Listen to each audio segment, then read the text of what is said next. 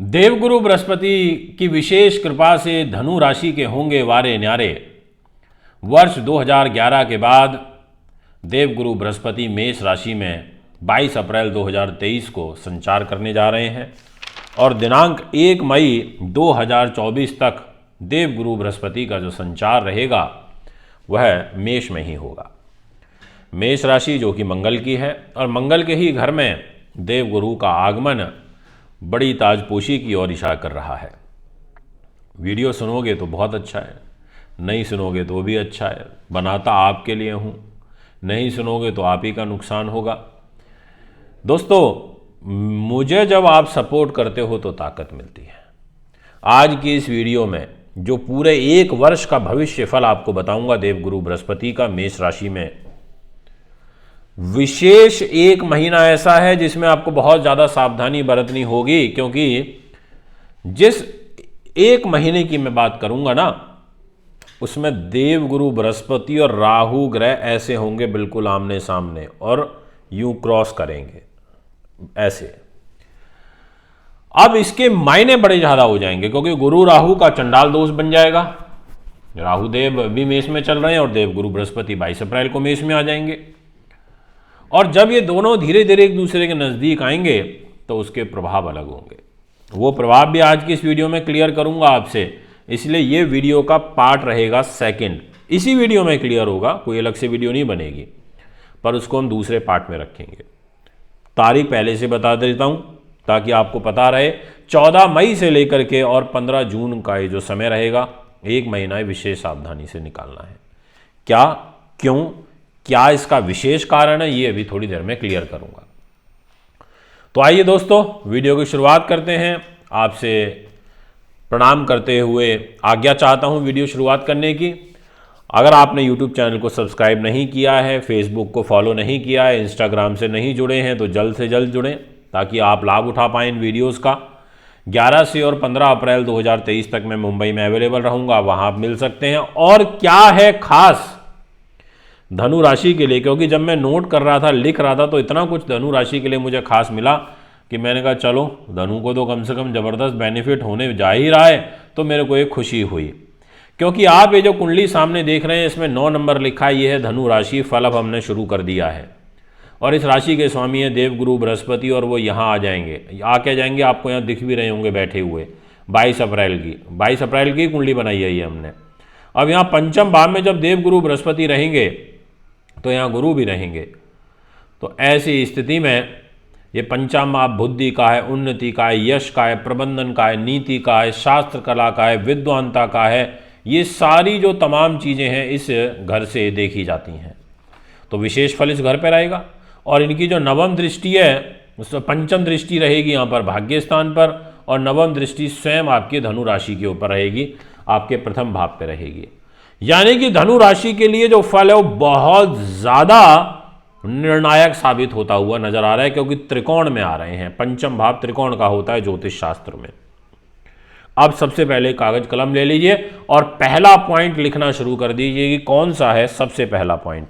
तो मैं आपको बताना चाहता हूं दोस्तों, और वो पार्ट 2 भी डिस्कस करेंगे, इसलिए जाना मत, वो ज़्यादा ज़रूरी है आपके लिए जानना।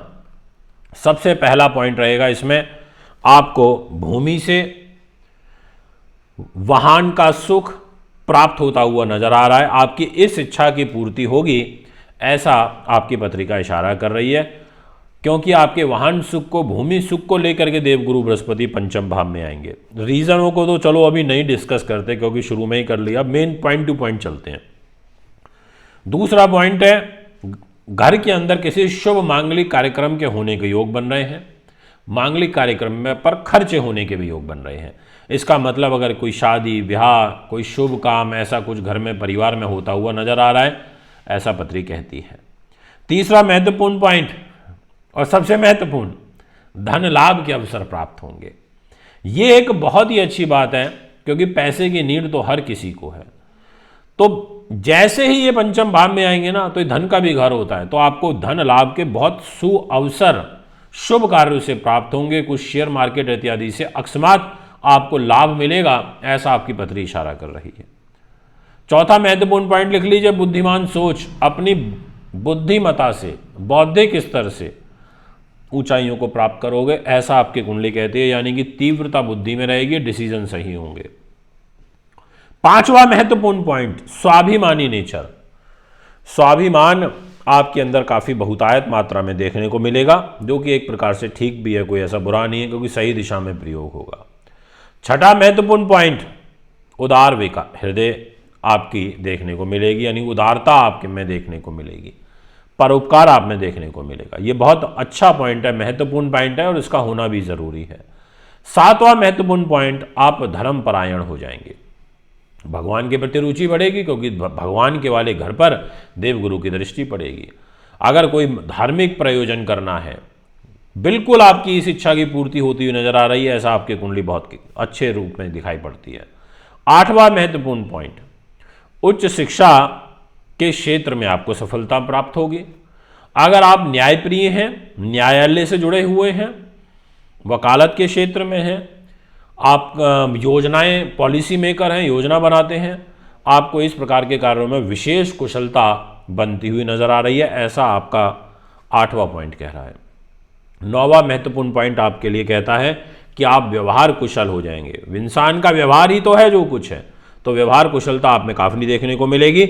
आपके अंदर उच्च विद्या के क्षेत्र में आपको सफलता मिलेगी, जैसे न्याय का, वकालत का, राजनीति का, अध्यापन का, ज्योतिष शास्त्र का, संपादन का, प्रबंधन का, मंत्री, राजमंत्री, उच्च क्षेत्रीय व्यवसाय, इस प्रकार की आपकी कुंडली में योग बन रहे हैं, बहुत अच्छे। 10वां पॉइंट जल्दी कर लेते हैं, वीडियो समापन की ओर जाने वाली है थोड़ी देर में। भूमि, जमीन, जायदाद से आपको इस प्रकार के सुखों की उन्नति होगी। अब वो सेकंड पॉइंट जो आपके लिए ज़्यादा जानना जरूरी है कि आखिर क्या होगा। देखिए, ये जो मैंने 1 महीने का समय भी आपको बताया, इसमें होगा क्या कि 14 मई को देवगुरु बृहस्पति 5 डिग्री के होंगे और राहु होंगे 8 डिग्री के, यानी कि सिर्फ 4 डिग्री का डिफरेंस रहेगा। आप ऐसे समझ लीजिए, आप मेरे से सिर्फ 4 फुट की दूरी पर हैं, तो आपको मैं जल्दी पकड़ लूँगा, आप मुझे जल्दी पकड़ लोगे। तो ऐसे में गुरु राहु का जो आमने सामने होना एक दूसरे के, ये अच्छा नहीं है, सावधान। दूसरा, 15 जून तक क्या होगा कि गुरु 12 डिग्री के होंगे, राहु 60 डिग्री के होंगे, यानी कि ऐसे क्रॉस कर जाएंगे, राहु आगे निकल जाएंगे, मतलब गुरु आगे निकल जाएंगे राहु से, तो भी 4-5 डिग्री का अंतराल होगा। तो 4 डिग्री आगे, 4 डिग्री पीछे पकड़ में रहता है ग्रह, तो फिर उस समय पर ज़्यादा तनाव रहता है। जैसे बॉर्डर पर 2 फोर्स आमने सामने खड़ी हूँ तो तनाव ज़्यादा हो जाएगा ना, ऐसे ही ग्रहों में तनाव हो जाता है। तो उसके क्या परिणाम रहेंगे, इस 1 महीने में विशेष सावधान रहना होगा। आपको कोई निकट बंधु से धोखा मिल सकता है, मान सम्मान में कमी हो सकती है, गुप्त रूप से चिंताएं आपको सताएंगी। इसके अलावा प्रियजन से धोखा हो सकता है, गुप्त शत्रुओं से थोड़ा सतर्क रहना पड़ेगा। उदार विकार व गुप्त रोग की संभावना यहाँ पर काफ़ी बनेंगी। धन का अपव्यय होना, संतान के साथ कष्ट होना, माता पिता को शारीरिक रूप से कोई पीड़ा पहुँचना, व्यर्थ की दौड़भाग बढ़ना, इस प्रकार के जो ग्रह योग हैं यहाँ पर आपकी कुंडली में बनेंगे। पेट से संबंधित विकार इत्यादि का भय होना, इसीलिए आपको ध्यान रखना पड़ेगा, विशेष सावधानी बरतनी होगी। दोस्तों, ये 1 महीने ऐसा रहेगा। इसके बाद 30 अक्टूबर 2023 को राहु ग्रह के आगे चले जाएंगे, यानी कि गुरु से अलग हो जाएंगे और मेष राशि को छोड़ देंगे। फिर गुरु अकेले होंगे और बढ़िया रिजल्ट देंगे आपको 1 मई 2024 तक। वो सभी चीज़ें देंगे जो वीडियो की शुरुआत में मैंने आपको बहुत अच्छी पॉजिटिव बताई, वो सारी चीज़ें और अच्छे रूप में प्राप्त होंगी। अगर आप भी अपनी कुंडली बनवाना, दिखवाना, पूजा पाठ, रत्न या अच्छी क्वालिटी के रुद्राक्ष लेना चाहते हैं तो बेझिझक होकर संपर्क कर सकते हैं। अभी आपसे इजाजत चाहता हूँ। नमस्कार, धन्यवाद।